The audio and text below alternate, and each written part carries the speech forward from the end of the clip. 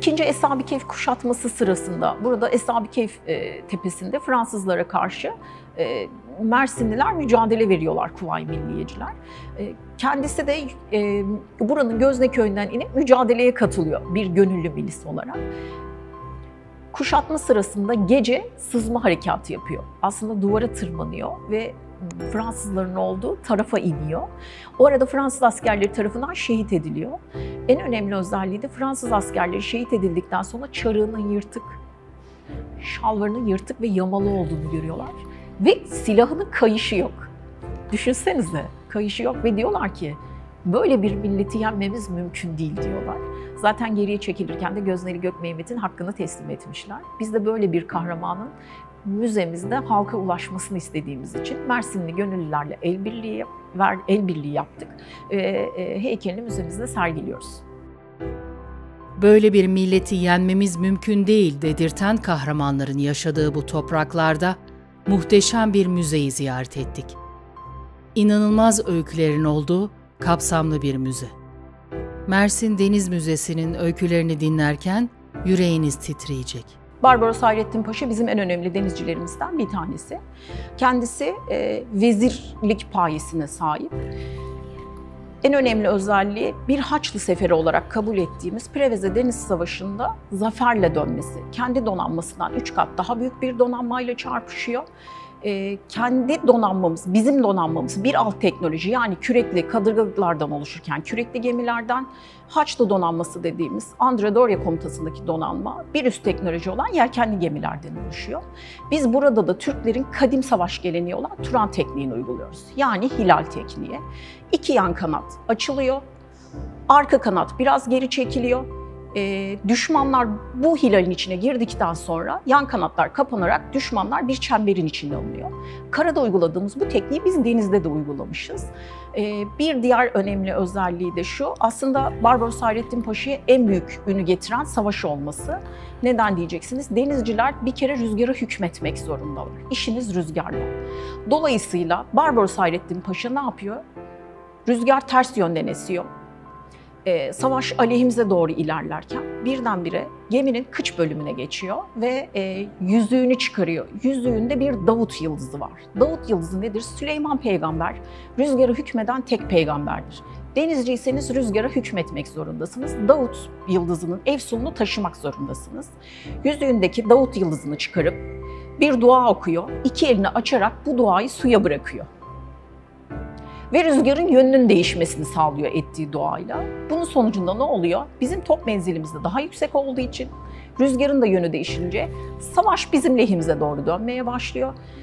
Biz kendi donanmamızdan 3 kat daha büyük bir donanmayı alt ediyoruz. Ve Andrea Doria gece fenerlerini dahi yakamadığı gemisiyle savaş alanından kaçmak zorunda kalıyor. Tarihin her noktası öykülerle doludur ve müzeler o öyküleri günümüze kadar taşır.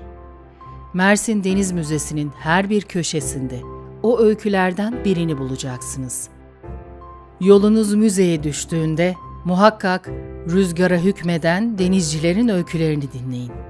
Kullandıkları objeleri yerinde görün ve tarihi daha iyi anlayın. Her müzenin bir öyküsü vardır. Mersin Deniz Müzesi'nin öyküsü de aslında refah faciasıdır. Mersin sınırları içerisinde gerçekleşen bu elim olaydı. Pek çok insan babasını görmeden dünyaya gözlerini açmış. Bunlardan bir tanesi Hadiye Erten hocamızdır. Hanımefendi Rize'den geldiğinde 78 yaşındaydı. Bu olay olduğunda, bu facia gerçekleştiğinde babası çarkçı bir er. Hadiye Hanım daha annesinin karnındaymış, dünyaya bile gelmemiş. Babası öldükten sonra dünyaya geliyor ve iade-i itibar yapıldıktan sonra kendisine verilen o berat ve madalyayı da Mersin Deniz Müzesi'ne bağışladı. Mersin'e geldikleri zaman ve Mersin Deniz Müzesi'ni ziyaret ettikleri zaman Refah Sergi Salonu'nda Hadiye Hanım'ın hiç görmediği babasına ait tek bağını bu müzede görmeleri mümkün olacak. 23 Haziran 1941 tarihinde Mersin Limanı'ndan Refah gemisi yola çıkıyor. Aslında sivil bir gemi.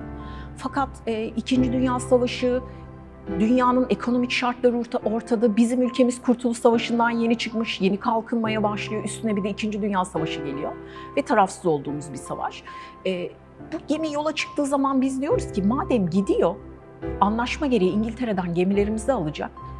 Yurt dışında yüksek lisans doktora yapan öğrencileri de bu gemiye yerleştiriyoruz. Sonra askeri mürettebatı da bu gemiye yerleştiriyoruz. Bu gemi dediğim gibi 17.30'da 23 Haziran 1941'de 17.30'da Mersin Limanı'ndan yola çıkıyor. Türk karasularının dışına çıkar çıkmaz da gemi batırılıyor. Geminin kimin tarafından batırıldığı net bir bilgi değil. Gemiden 24 kişi bu can salına, müzemizde sergilenen can salına binerek kurtuluyor. 4 kişi de denizden alıyorlar. 28 kişi ertesi gün Karataş'ta, Karataş Feneri yakınlarında karaya çıkınca aslında olay anlaşılıyor.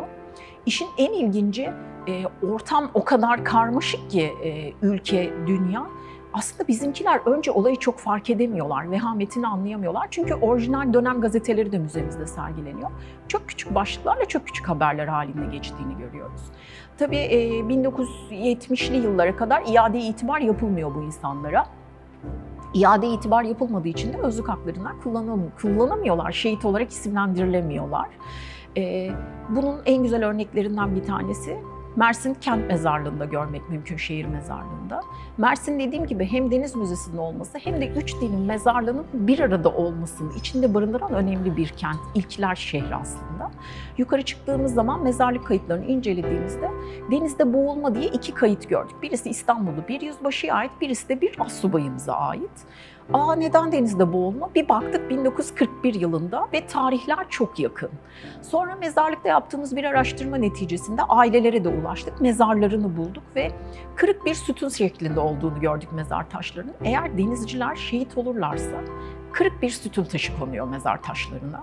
Bunu fark ettikten sonra biz ailelerine ulaştık, bir araştırma yaptık ve aslında Refah faciasında şehit olan 2 askerimize ait olduğunu anladık. Bir törenle mezarlar düzenlendi ve bir törenle açılış yapıldı. Ailelerini de Mersin'e davet ettik. Aslında Deniz Müzesi'nin geçmişle gelecek arasında böyle bir bağlantı kurma özelliği de var. Refah faciasının öykülerini dinlerken soluğumuz kesildi. Bu vatan uğruna şehit olanlara minnet duyuyor, onları saygıyla anıyoruz. Mersin Deniz Müzesi'ne gittiğinizde Refah sergi salonunu muhakkak ziyaret edin. Berat ve madalyayı yakından görün. Mersin Deniz Müzesi'nde yönergemiz gereği biz bir vitrini kurulmuş olduğumuz kent tarihine ayırmak durumundayız. Mersin 1850'lerde kurulmuş bir ticaret şehri aslında. Ağırlıklı olarak Levantenler yaşıyorlar ve ticaret yapıyorlar. Limanı çok önemli.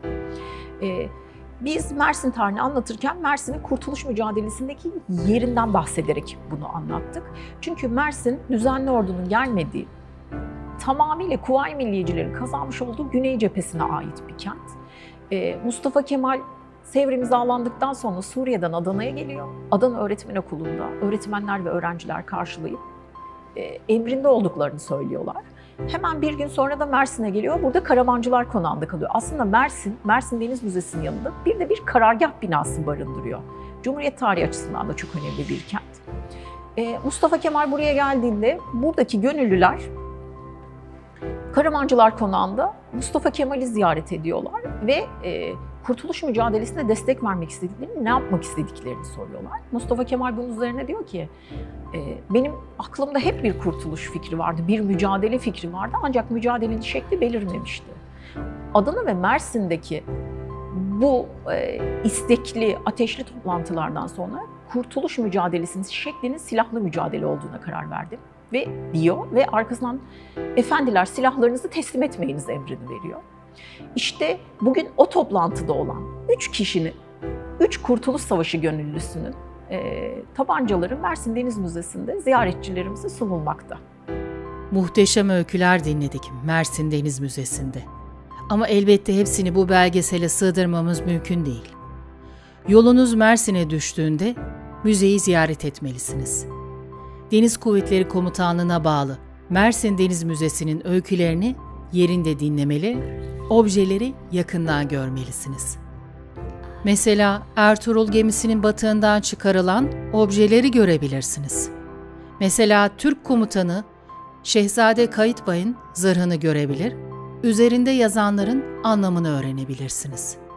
Mersin Deniz Müzesi 14 Temmuz 2011 tarihinde Türkiye'nin 4. Mersin'in ilk deniz müzesi olarak Yenişehir ilçesinde kuruldu. Mersinliler neden Mersin Deniz Müzesi'ni ziyaret etmeli diye bakarsak, çok spesifik bir alan. Genelde ülkemizde arkeoloji ve etnografya müzeleri varken, deniz müzeleri yükselen değer olmasına rağmen maalesef ülkemizde çok yer edinebilmiş müzeler değil. Mersin dolayısıyla Türkiye'deki şanslı 4 kentten bir tanesi. O nedenle ziyaretçilerimizin hiç aksatmadan müzemizi ziyaret etmesi gerektiğini düşünüyoruz. Burası aslında bir Türk deniz tarih dizinini anlatan tarih müzesi olduğu için bilgileri genelde objelerle destekliyoruz, arkeoloji müzelerinden farklı olarak. Vitrinleri anlatırken biz zaten kompozisyonlar oluşturuyoruz. Kompozisyonlar oluşturmak zorundayız. Objelerimiz çoğunlukla 2 boyutlu olduğu için.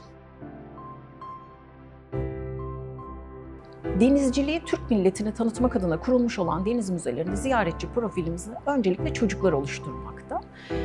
Ağaç yaşken eğilir ilkesiyle çocuklarımız müzeyi ziyaret ettiğinde biz kendilerine birebir eşlik edip Türk deniz tarihini ve denizcilerimizi anlatıyoruz. Kendilerinde deniz ve denizcilik bilincini oluşturmak adına bunu yapıyoruz. Onun dışında öğrenci grupları dışında aslında her yaş grubundan ve her sosyal gruptan insan da müzemizi ziyaret ediyor. Gidin, çocuklarınızı götürün, annenizi, babanızı, sevdiklerinizi götürün ve müzeleri gezin. Türkiye'deki 4. opera binasının ve Türkiye'de kurulan 4. Deniz Müzesi'nin bulunduğu Mersin'de Mersin Deniz Müzesi'ni görün. Müzede sadece Türk denizcilik tarihini öğrenmeyeceksiniz. Kambur balinanın sırt kemiğinden gemi armalarına kadar birçok objeyi yakından göreceksiniz. Muhteşem bir fosil salonu gezecek ve Yavuz gemisinin zırh parçasını göreceksiniz. Birinci Dünya Savaşı sırasında Arap coğrafyasında savaşan askerlerimiz Kanal cephesinde savaşırken Bahri Ahmer'de, yani bugünkü Kızıldeniz'de balık avlıyorlar. Avladıkları balıkları, mesela kılıç balıklarının kemiklerini düzelterek, keskinleştirerek kılıç olarak kullanıyorlar. O kılıçlardan 2 tanesi aslında müzemiz koleksiyonunda yer alıyor. Birkaç sene önce de sergileniyordu. Şu an biz depoya kaldırdık. Onun dışında da kambur balinaya ait sırt kemiğini de görmeniz mümkün. Bunlar da bizim askerlerimiz tarafından Kızıldeniz'de, yani Bahri Ahmer'de yakalanmış balıkların kemikleri. Bunun dışında da biliyorsunuz müzeler çok kısıtlı alanlar ve koca bir Türk deniz tarihini buraya küçücük bir müzeye sığdırmak mümkün değil aslında. Biz burada sergileyemediğimiz gemilerimizin hikayelerini de interaktif salonumuzda tek tek anlatıyoruz. Dediğim gibi ziyaretçilerimizin öğrenme isteğini ve hayal gücüne ket vurmadan. Müzelerin öyküleri vardır ve bu belgesel o öykülerin peşinden koşar. Askeri müzelerin öykülerini dinlemek için, silahlı kuvvetlerin tarihini öğrenmek için ülkenin her karış toprağını gezmeye devam edeceğiz. Mersin Deniz Müzesi'nin bu belgesele sığmayan tüm öykülerini öğrenmek için muhakkak müzeyi ziyaret etmenizi öneririz. Müzeler canlı varlıklardır aslında, yaşayan organizmalardır. Müzelere sadece ölü objeleri koyarım, gelir, görür, giderim mantığıyla yaklaşmak çok yanlış. Burada önemli olan o merakı ve bilinci uyandırabilmektir. Öncelikle çocuğun ilgi alanını anlamak zorundasınız. Çocuk geldiği zaman milli bilinçse milli bilinç yönünde anlatmaya başlıyorsunuz. Eğer denizle ilgileniyorsa gemi modellerinden ve deniz tarihinden anlatmaya başlıyorsunuz. Bize mesela moda tasarım okuyan çocuklar geliyorlar, kız çocukları özellikle. Onları gördüğünüz zaman denizci kıyafetlerinden anlatmaya başlıyorsunuz. Aslında ilgi noktalarını ve merak odaklarını keşfettiğiniz zaman çok güzel iletişim kuruyorsunuz. Biraz önce de dediğim gibi müzeler bilinç oluşturma yerleridir. Dikkatlerini çekmek çok önemli. İnsanların yönlendirebilmek açısından canlı organizmalardır, ölü varlıklar değildir. Bunu anlatabilirsek sanırım Türkiye müzeciliğinde de önemli bir yol kat etmiş olacağız.